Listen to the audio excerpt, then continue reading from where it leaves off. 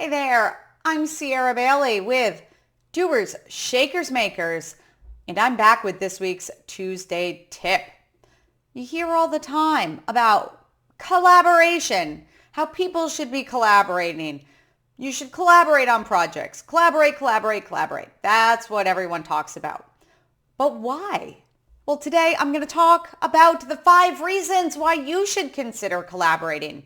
And when I say collaborate, I mean brainstorming at the very least, ideas with a fellow business owner. The first reason is that it can be inspiring. If you are talking, and I don't mean in collaboration that you have to create a finished product with a fellow business owner. That is one way that you can collaborate. If you actually want to learn more ways, you can listen to this week's podcast episode on the Doers, Shakers, Makers podcast about all different ways that you can collaborate. But collaboration is much more than simply creating a finished product or service. Sometimes it can be as simple as working together as a way to perhaps have accountability, like not working on a project, but sitting in a room and working together, or even on Zoom or something like that. That can be collaboration. It's inspiring to hear other people's perspectives, their stories about what they're working on. If you and a good friend of yours both own businesses that are not related, talking about each other's businesses and helping each other work through problems, maybe interviewing them for your blog post or podcast, can be incredibly inspiring to hear the things that they are doing. The second is that it can be educational. You may be doing something one way and you collaborate with another business owner, and all of a sudden you are learning a completely different approach.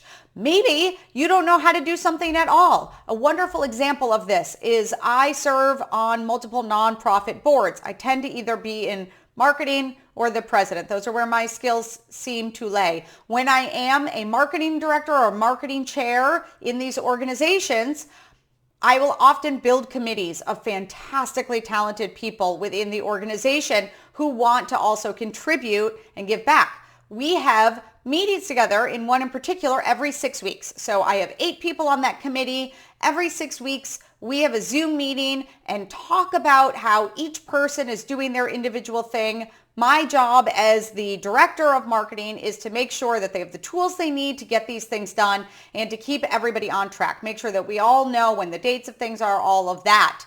We had such a fantastic meeting the other day because one person said, "Oh, I really want to do this on Instagram. Does anybody know how to do this?" Thanks to screen sharing and being able to show what's happening on your phone up on a screen, we were able to all show the person who needed to be kind of caught up on whatever they were doing was, and we all learned something. It was beautiful. It was one of the most productive hours that I've had in a while. It was 9 people coming together, sharing their expertise for basically the sake, 1, of the organization, but 2, of just helping each other grow within the group. It was beautiful. So see, collaboration does not have to mean you're working on something in your business. You could be collaborating through volunteering or even through just hanging out with people wanting to work on a cool project.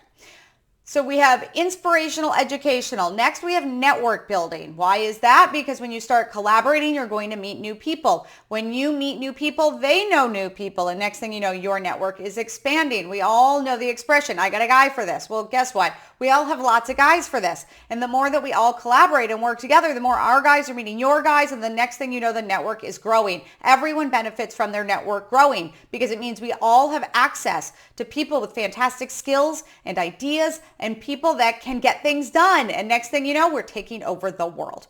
The fourth thing is that it can be very cost effective to collaborate. Let's say you're both trying to learn how to do one thing. If you're both learning it together, you can often learn it in half the time. So right there, you're saving time with time equating money. But the other is you can go in on resources together, or you can say, "Oh, let's work on this project at my house. You bring this thing, I will bring this thing. Between the 2 of us, we're each bringing these expensive tools or apps or whatever to the table. We don't have to buy both of the tools. We're only each buying one." Very vague way that would work, but that is a wonderful way that it can be cost effective.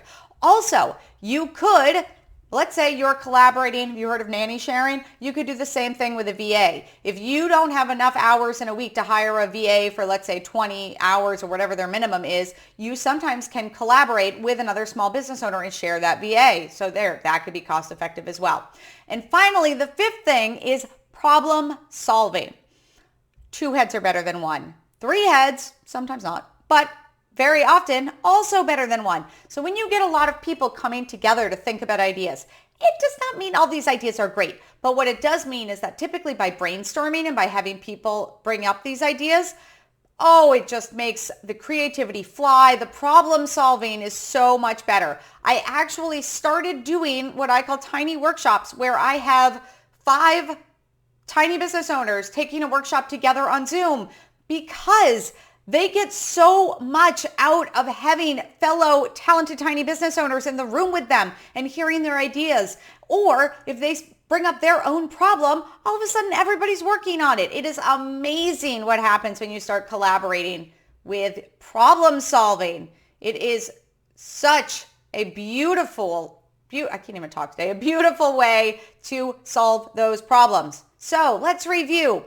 Why should you consider collaborating? And by collaborating, I don't just mean working on creating a finished product or service. I mean collaborating in a myriad of ways because it's inspirational, it's educational, it's network building, it's cost effective, and it's a powerhouse for problem solving.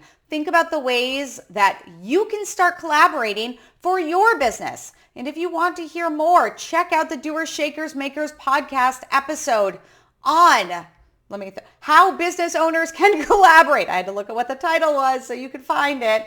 And make sure that you come back next Tuesday. Subscribing helps you do that. Subscribe and get every episode from the Tuesday Tips series from me, Sierra Bailey, with Doers, Shakers, Makers. Have a fantastic week and happy collaborating.